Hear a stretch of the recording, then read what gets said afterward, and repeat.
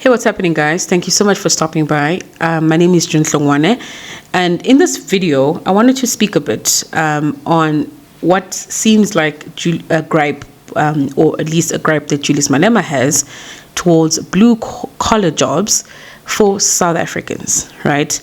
And if you're familiar with this issue, it's come up a couple of times. Most recently was when he sat down with David Mashabela on his podcast, and the question around his view on immigration, which is sort of where this kind of like sets the tone. There's nothing wrong. I agree with your principles, but I'm equally saying to you that you have South Africans who will not want to understand the core of your message. They will take this, they will scheme it at the top where you say open borders. They say you can't open a border for a guy to come and take my job. That is their perspective. Mm-hmm. And I'm saying to you, are you sure that that is not one of the things that compromises you as a political party in the long run? Nah, South Africans don't want slave jobs, rightfully so. Mm. This thing that you're calling jobs are slaves jobs. They don't pay anything, and people get dismissed with ease. So, the purpose of this video, I wanted us to look at a couple of things when it comes to this issue of blue-collar work and the perspective that Julius Malema has on this particular view. I think it's important that we are responsible when it comes to this kind of conversation. And the areas that I want to touch on is to understand or to unpack briefly on the fact that is blue-collar work or the blue-collar jobs, are they even essential in the economy? Are they essential in growing an economy? Are they essential in sustaining an economy? So that's going to be the first point that we explore. The other would also look at the challenges, right, and some of the problems that exist, because there's quite a lot around this particular area or sector of workers. And one reference here is the fact that Julius Malema argues that blue-collar jobs, fine, it's easy. It's an easy entrance into blue-collar work, but they are not. They don't render a good quality of life. He speaks about how blue-collar jobs don't give benefits. No one really wants to, get involved in blue-collar work. So we're going to touch a bit on what are the challenges. And I think to close it out, there are definitely contradictions with his position on the blue-collar work aspect versus or in comparison to the EFFs sort of vision. Cardinal pillars C and E, because they've got 7 non-negotiable pillars, cardinal pillar C and E. There's a contradiction to his views that he expressed on the David Mashabela show, in line with the vision that he has for EFF. So to begin with answering the question, is blue-collar work essential? Absolutely, it's essential. In terms of the research that I did to basically answer this question, what tends to come up is that it's critical. It's basically the backbone of any economy, right? And if you look at sort of the economic structures of many countries or some countries have what they call a production-focused economy. Some have what they call a services-based economy. China would be a production-focused economy because a lot of what generates money for the country is on the manufacturing side. Everything that made in China sort of label falls into this category. So in an economy like China, you've got a split between white and blue collar of almost 60 to 40%. 60% of the workforce in China is the blue collar workers. They are the backbone. They are the ones that are doing the manual, the stitching, the packaging, the wrapping, and. So in terms of how critical this particular sector of the workforce is, it is absolutely critical. Even in economies that is services based, right? If you take, I think it's the Netherlands, one such example where it's about 20 to 30% of the workforce that is blue collar, because they've got a wider pool of white collar workers, which essentially means that the economy is based on services that don't really need manual work. But even in economies like that, for example, in the reference of the Netherlands, blue-collar workers, again, the backbone, they support initiatives like, for example, think of picking up your litter. Think about the service of cleaning your streets. Think about healthcare. Think about logistics. delivery. Now in South Africa, my favorite Checkers 6060, I'm a big fan of the brand, that would fall into the sort of services sector, which essentially is blue collar. So think of a time where those services did not exist in any economy. One, you cannot grow, you cannot sustain an economy without this particular area. So to answer the question of whether it's essential, absolutely. And I think it's not just critical in terms of how it supports the economy, but the more sort of balance you have, or, the fact that you have an existing blue collar workforce for your country, it also helps a lot in reducing your welfare costs, right? Because you've got less people that are dependent on the state, and you've got more people that are participating in the economy. And of course, granted that blue collar does sort of bring in the lower wages, but it's not necessarily the situation like we have in South Africa now, where people are relying on a 350 support grant from the government because they cannot find jobs. And quite interestingly, on the issue of whether or not blue collar work is essential, David Mashabela posed the question to Malema to say, I am sitting here with a different perspective, because he's a radio host as well as part of being, as well as being a podcaster. And he says that he often gets calls on his shows where people are like, dude, I could do anything. Norma yini. We all know we all have an idea of, what that kind of attitude means. That means that someone is sitting on the other side, barely just being able to afford food, with the downs and the lows and the highs of blue collar work. But yeah, if you have a job in South Africa that pays somewhat of the minimum wage, you can afford to eat. So can you just imagine how that can immediately improve the situation and just lessen the burden from the government having to provide welfare for food, housing, electricity, water? I mean, that is also quite important. So those are just some of the areas that I mentioned. And again, like I said, production-focused economies do not just speak to manufacturing, like in the case of China, which they push a lot of products. That is sort of the main component as to why the economies have been so strong over the years. They have the second biggest economy in South Africa. So again, very important to take reference to these things, because if we want to compete with the best, if we want to get up there, we need to start thinking along the lines of how the best think. So let's look at some of the challenges, right, that exist for this particular workforce, because some of the things that Malema says, which I don't think they're necessarily untrue, that no South African wants to do the job that is blue collar. People don't really want that because the gains are small. He used the word slave jobs, to quote him directly. He says South Africans do not want slave jobs, because again, I think he's just trying to support the statement of open borders, meaning South Africans don't want slave jobs, so let other people deal with slave jobs. Again, like, very, very interesting perspective. But there are challenges, right? So he is correct in saying, I don't think there's someone who is born, because remember, when we're young, we all have dreams. We want to be a nurse, want to be a doctor. I wanted to be a chartered accountant. I ended up becoming in marketing or a marketer. So when we're young, we have a lot of dreams and we want to do this, want to do that. So I don't necessarily think that there's someone out there who is probably in high school who would raise their hand high up and say, I want to, become a blue collar worker one day. So it is true that there is a lot of stigmatization around that kind of work, because people kind of have an idea that the wages are low, you're probably earning the exact minimum wage, whatever it is at that point in time, or below the minimum wage. Again, he's correct in saying some of them do not get the benefits.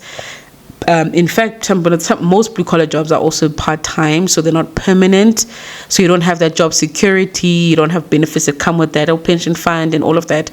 They're not included in the blue-collar job. In as much as the first sort of segment was looking at why blue-collar jobs are important, there are challenges. And I think, again, obviously Malema being a government official, what I tend to see a lot with blue-collar jobs is, yes, there's some things that you just cannot fix overnight, because, like I said, the entry into blue-collar work just basically requires minimum skills, 0 to minimum skills, as well as in education. You need to be of obviously a minimum age, meaning that 18 to 25, meaning you're fresh, you're physically able, And that's about it, right? So compared to white collar jobs, where white collar jobs will need you to have went to school, have a tertiary qualification and an end. And if you look at white collar versus blue collar, yes, blue collar are the backbone, but white collar jobs are often associated very much directly to how businesses make money. Like, for example, someone who is a security guard at a company versus someone who comes up with the solutions. Let's say this is an IT company, right? You've got someone who looks after the building, very important, it's necessary, it's needed, versus the guy who sits there and comes up with IT solutions and then essentially develops the products that the company can go sell, make money, and then they get clients and. So if you look at that scale, I'm not justifying anything that maybe might be unpleasant about this area, but I just painting out the facts that there are issues that we just cannot get around. But there's also areas whereby the government can do a lot in terms of improving the quality of life for blue-collar workers. Because one, healthcare is important. Blue-collar workers, some of them cannot afford private healthcare. But if you are not going to, as a government, make sure that your healthcare system is functional, it's good, of good quality, of decent quality, right? That also puts in a lot of strain and burden on these people. How often do you hear that in South Africa, when you go to a clinic, they give you a paracetamol for everything, right? Again, that ends up becoming some of the private companies. I know a lot of them take on the initiative to have wellness days where they do test and checks to check for BPs and all of these things that these small diseases that creep up over time. But if you're not paying attention, umuntu can end up now, losing a lot, not being able to wake up in the morning by your sevens and all of that because diabetes or sugar and all of that. So again, government does also need to play a very important role. And I think that's another challenge. If you look at the state of the South African government, in terms of issues of crime, transportation, very important for blue collar workers. What is your transport system? It needs to be efficient, fast, and cheap.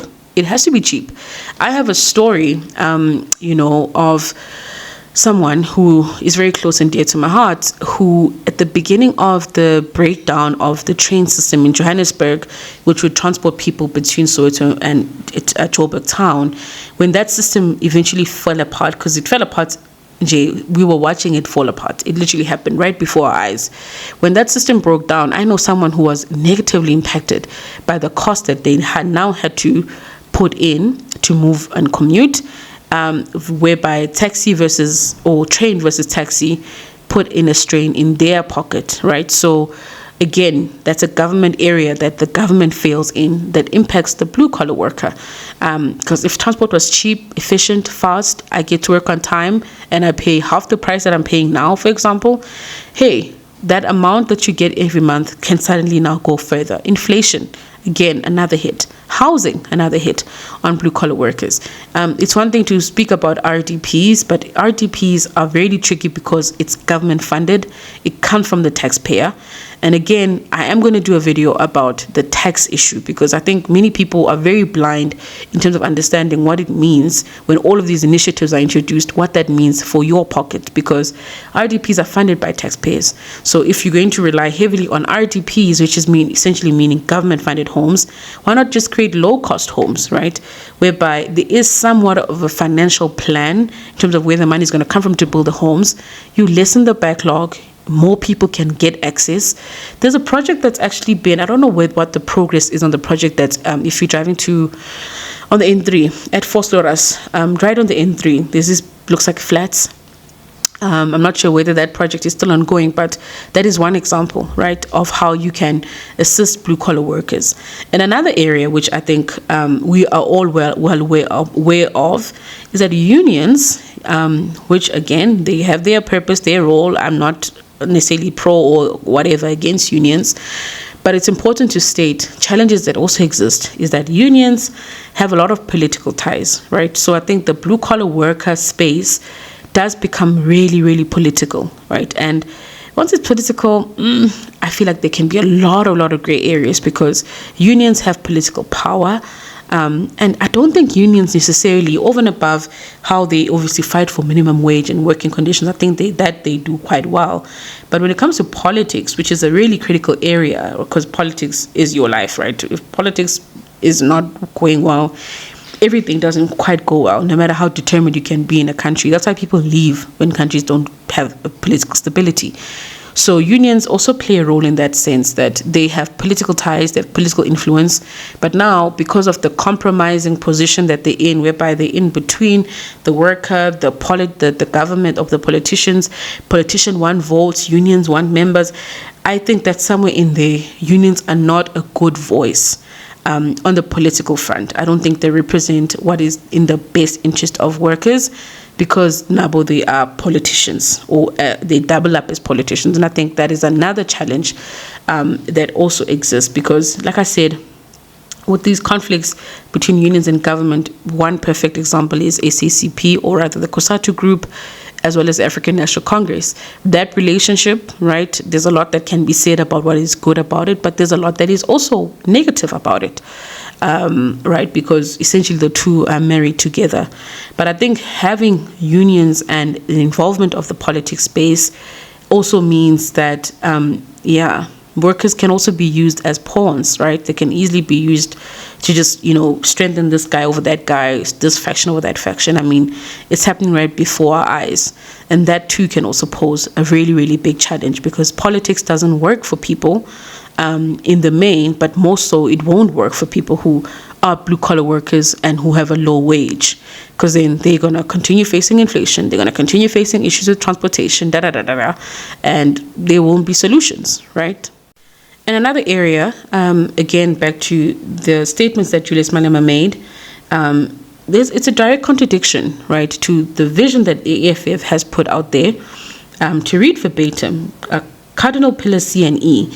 Cardinal Pillar C says that the EFF wants or is set to build a state and government capacity which will lead to the abolishment of tenders.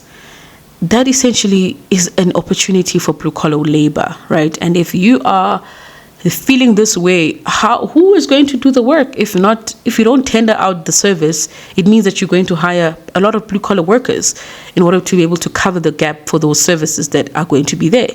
Yet you have this attitude towards blue-collar labor.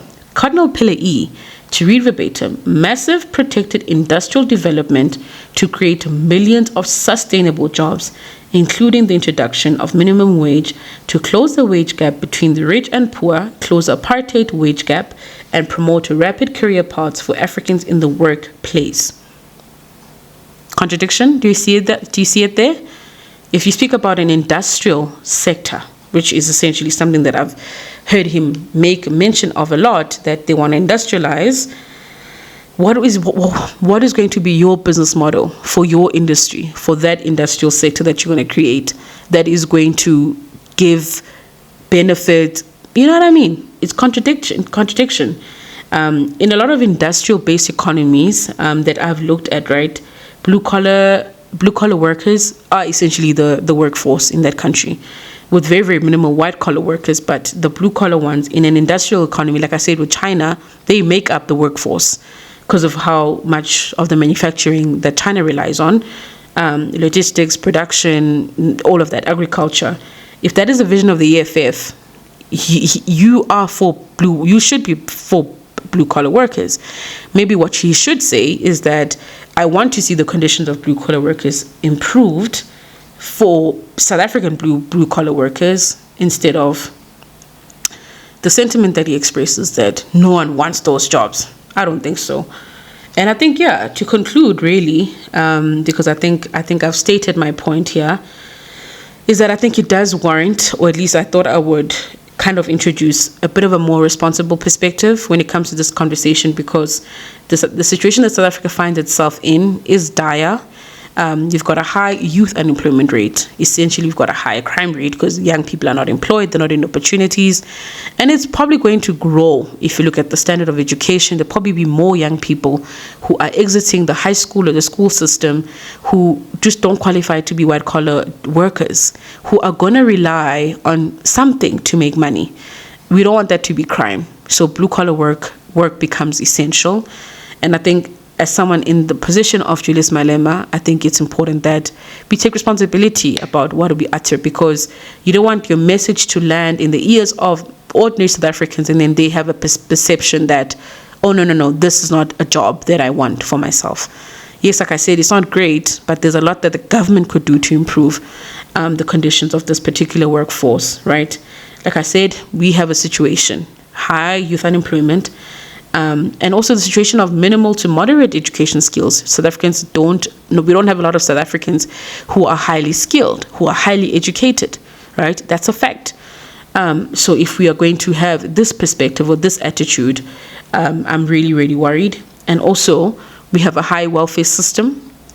That 350 grant thing that was initiated is costing us, the taxpayer, at the end of the day. It's creating the inflation that you see today. The break in state capture and all of those issues have broken PRASA, have broken the transport system. So all of these issues compounded, right, is where South Africa is starting off. So the vision should be different. The way in which we approach the economy and what we need in order to grow an economy should be different.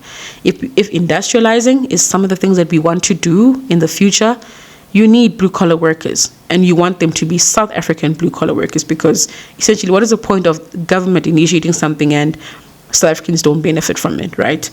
And I think to close off, to conclude, another area that I really, really think is an opportunity in the blue-collar space is just diversifying our markets. Right now in South Africa, I think we've got a very linear sort of like market system where it's job or worker who's got disposable income and is spending in this and this and this thing. Like, it's pretty typical and quite standard in terms of, you buy a car, you buy a house, and an end. But we do not see the gaps for more diversified markets within that space, where now, for example, the salon business, beauty business, that can grow, right? The township economy business, that can also be supported fully by blue-collar workers, because they are in the areas where, of course, townships, where those businesses are situated. There's an area to expand travel for the blue-collar worker, for someone who earns a certain amount. What travel packages can you offer to that particular sector, right? And so it goes. What packages can you offer for healthcare for people who earn a certain amount? What services can you offer to people for transportation who earn a certain amount? So you need to be able to have more people that are participating in the economy, white or blue collar. It doesn't really matter at this stage, depending on where you qualify. You want that to happen because, one, you've got economic activity, and like I said, you can grow and diversify the markets and the offering, and essentially create more small business, expand the businesses that currently exist. Private sector can now go into other areas and say, okay, cool, if maybe we need to have much cheaper phones that are going to cost less but still have good functions, because we've got a high number of people who are earning this bracket, but there's a lot of them. That again is a market that you can also cultivate. So to close it there, I think we should be a bit more responsible when it comes to these issues, because these issues essentially affect people's lives. And that's it from me.